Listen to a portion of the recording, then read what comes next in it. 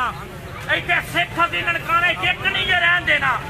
अगर एक भी रह गया सिख तो फिर जी सी मैनू आखी राजा मंसूर, मैनू आखी मैं मुसलमान दा पुत्र हाँ, तू मैनू कुटवाया तसव्वुर मनीर कोलों मैं लित्तर खाते, मैं इस्लाम तो फिरिया नहीं। तू क्या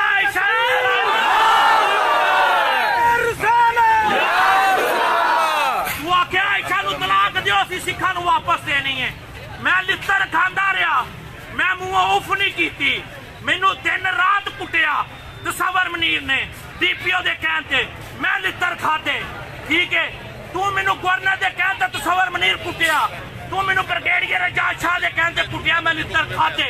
ठीक है, तू क्या दे भरा नू क्या तलाक दे, मैं कहा असीं तलाक नहीं देनी। तुसीं क्या कुड़ी सिखां नू वापस करो, असीं क्या जो अदालत दा फैसला होएगा, जो कुड़ी दा फैसला होएगा। कुड़ी आयशा ने कहा मैं मरना भी इस्लाम ते, मैं जीना भी इस्लाम ते वे। असीं इंशाअल्लाह ताला